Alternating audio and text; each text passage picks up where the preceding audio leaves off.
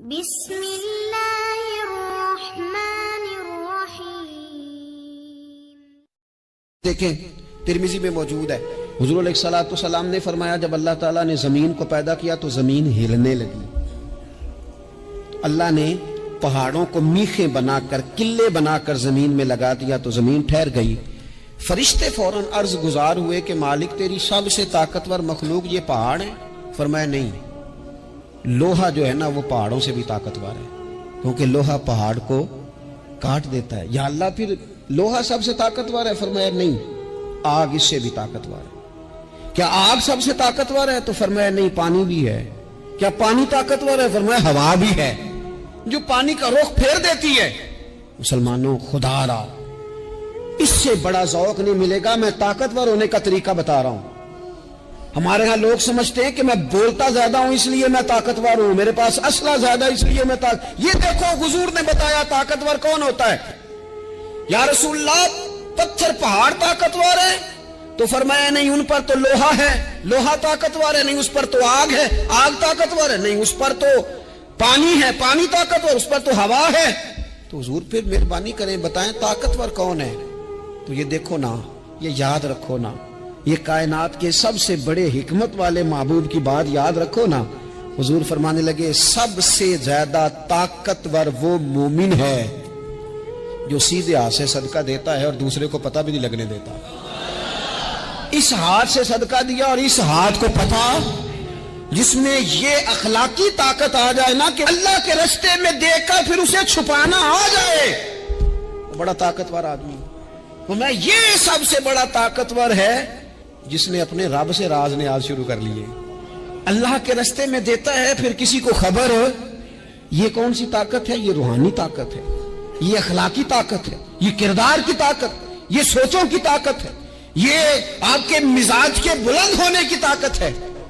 لیکن اگر مسجد میں ٹائلیں لگوا کر بھی ایک ٹائل پہ نام لکھوا لیا ہے، اگر کہیں تعاون کر کے بھی کہا میرا ذکر کرو، کوئی خدمت کر کے کہا میرا نام لو، پھر آپ کمزور ہیں، پھر آپ طاقتور نہیں ہیں، پھر آپ نے بزدلوں جیسا کام کیا، پھر آپ نے وہ رنگ اختیار کیا ہے جو شاید آپ کو ذہنی طور پر بڑی کوفت میں مبتلا کر دے۔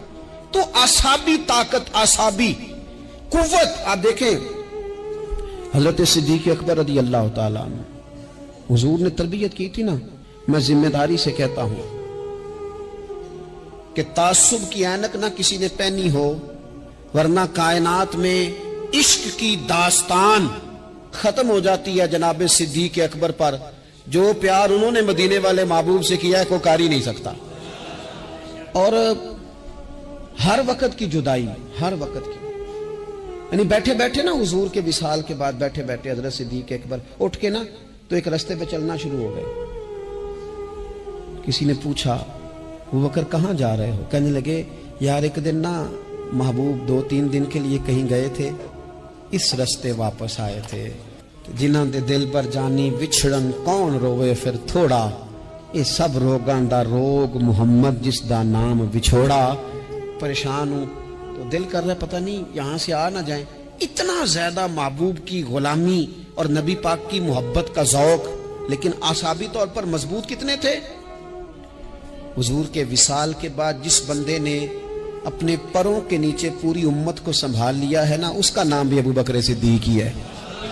ایسے ایسے سنبھال لیا، سب سنبھال، دکھ سب سے زیادہ لیکن سنبھالا۔ کوئی زکوٰۃ کا منکر پیدا ہو رہا ہے، کوئی ختم نبوت پہ حملہ کر رہا ہے، کوئی کچھ ہو رہا ہے، کوئی کچھ ہو رہا ہے، ابو بکر صدیق نے فرمایا سارے لشکر روانہ کرو۔ جہاں جہاں حضور نے فرمایا تھا جہاد کرو، فرمایا جو ایک رسی بھی زکوٰۃ کی نہیں دے گا وصول کریں گے۔ لوگوں نے کہا حضور حالات بڑے اور طرح کے ہیں، کیسے کام چلے گا؟ حضرت عمر جیسے دلیر بندے بھی کہنے لگے جناب یہ نظام کیسے چلے گا؟ تو ابو بکر صدیق فرمانے لگے عمر تجھے تیری ماں روئے، تو بڑے مضبوط مزاج کا تھا، یہ مجھے کیا پیغام دے رہا ہے؟ فرمایا عمر یاد رکھ اگر میں مدینہ منورہ میں اکیلا بھی رہ گیا اور جنگل کے درندے میرا آ کے گوشت بھی نوچ کے لے گئے تو پھر بھی میں ان اصولوں پر کھڑا رہوں گا جن اصولوں پر مدینے والے رسول نے مجھے کھڑا کیا ہے۔ ذرا گنجائش نہیں، ہم یہاں سے مضبوط لوگ ہیں، یہاں سے ذہنی بلندی، ذہنی پختگی، یہ حسن ہے زندگی کا۔ یہ کیا بات ہوئی؟ پرسوں فیصلہ کوئی اور تھا، سویرے پروگرام کوئی اور بن گیا۔ کل فلانے کا مرید تھا، آج مجھے فیض نہیں ملا، ادھر جا رہا ہوں، پرسوں فلانے کو استاد بنا بیٹھا تھا، آج میرا پروگرام بدل گیا ہے، کل میری سوچیں اور تھیں، آج میری سوچیں اور ہیں۔ جو قوم ساری زندگی تعین ہی نہ کرے وہ کام کیسے کرے گی؟ جو رستے کا آغاز ہی نہ کرے وہ منزل پر کیسے پہنچے گی؟ تو کمزور باتوں سے نکلیں، بزدلانہ سوچوں سے باہر آئیں، طے کریں زندگی میں یہ کچھ ہم نے کرنا ہے۔ میں نے کہا ہے نکلیں میدان میں جیتنے کے لیے، پھر رب کی مرضی ہے، پھر اللہ کی مرضی ہے۔ ساری زندگی صحابہ پر قرض رہا، قرضے بھی رہے، خدمتیں بھی ہوتی رہی، جہاد بھی ہوتے رہے، ڈیوٹیاں بھی ہوتی رہی، سارے کام ہی ہوتے رہے۔ ہمارا یہ مزاج ہے، ایک دو کھا گیا ہے ساری خوشیاں ہی گئیں، بس سارا کچھ ختم کر بیٹھتے ہیں۔ تو تھوڑی سی نا مضبوط دیکھیں۔ اچھا یہ حضرت ابو بکر کا حال ہے تو جناب عمر کی کیفیت کیا ہے؟ کلمہ پڑھتے ہی حضرت عمر نے فرمایا یا رسول اللہ، جب آپ سچے، قرآن سچا، اسلام سچا، تو چھپ کے نماز پڑھنے کا کیا مطلب ہے؟ فرمایا ابھی تعداد ہی کوئی نہیں، 40 تو مسلمان ہیں۔ عرض کی حضور مہربانی کریں نا، آپ صرف اجازت دیں۔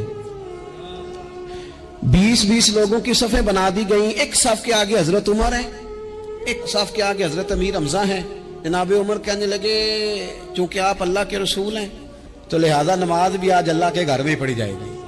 تو حضرت عمر بیت اللہ شریف کے بیچ کھڑے ہو کے نعرہ لگاتے ہیں، فرماتے ہیں میں عمر ہوں، تم مجھے بھی جانتے ہو، میرے باپ کو بھی جانتے ہو، تم میرا قبیلہ بھی جانتے ہو، میں نے پڑھ لیا ہے محبوب کا کلمہ۔ اب جس نے بچے یتیم کرانے ہو اور اپنی بیوی بیوہ کرانی ہو وہ آئے اور مجھے روکے۔ یہ محبوب اللہ کے ہیں اور گھر بھی اللہ کا ہے تو نماز بھی آج اللہ کے گھر میں پڑھی جائے گی۔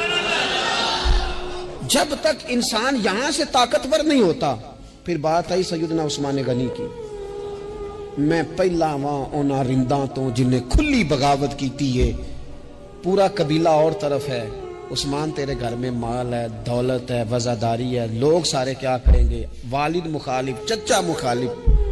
حضرت عثمان غنی جیسے آدمی کو پکڑ کے باندھ دیا گیا گھر میں۔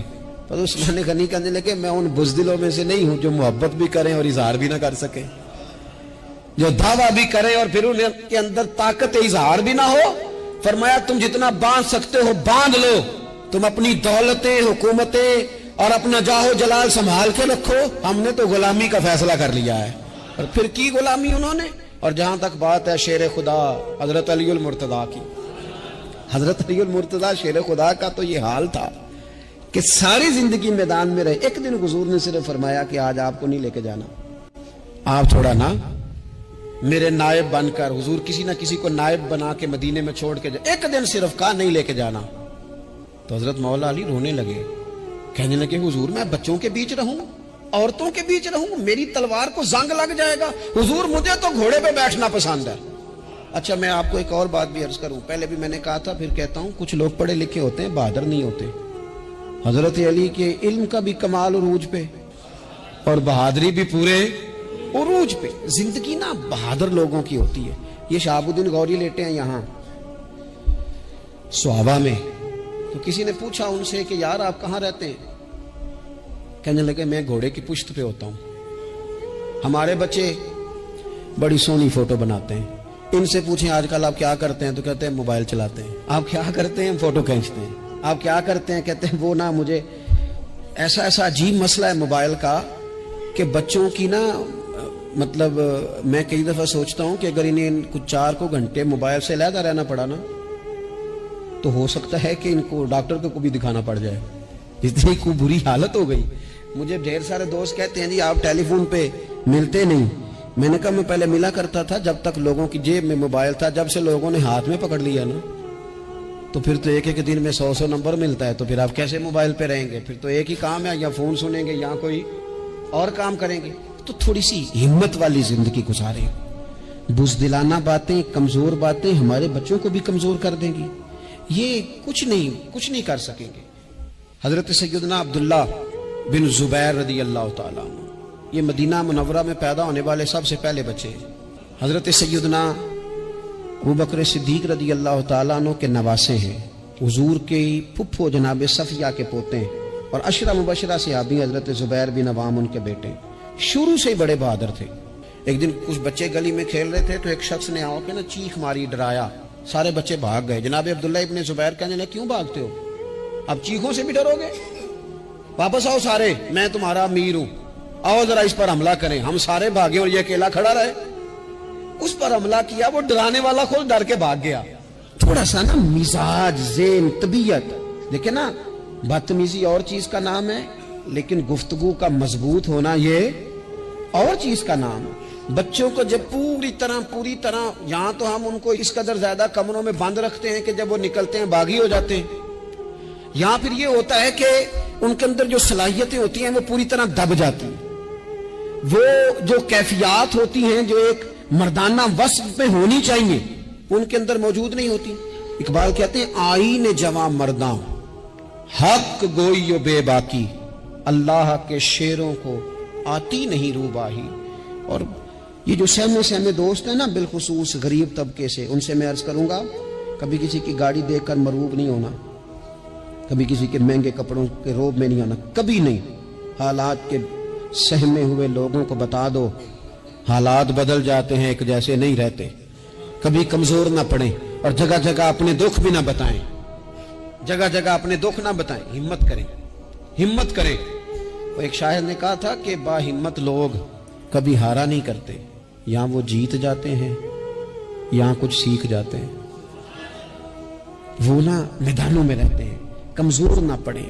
یہ جو اتنا لمبی لسٹ بن گئی ہے نا, اتنی لمبی لسٹ مانگنے والوں کی, اتنا لمبی فہرست ہو گئی ہے, ہر سگنل پہ, ہر چوک میں